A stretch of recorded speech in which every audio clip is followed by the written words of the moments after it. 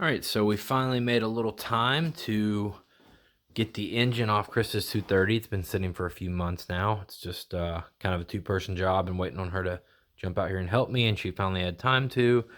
And I think we have confirmed our problem. Oh, if you look right here, the phone will focus.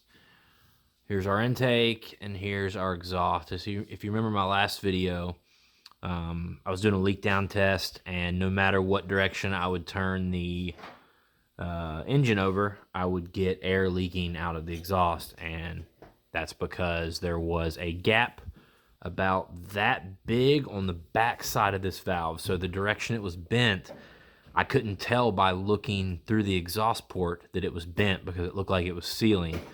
But once you got the head off and looked at it from the other direction, you could clearly tell it's bent, I don't know, 20 or 30 degrees probably. It's pretty drastic. So rest of the head looks pretty good. We're thinking at the least we'll get one exhaust valve and try to lap it, seat it in. We'll see how much they cost. We might just do both valves and clean up the head really good.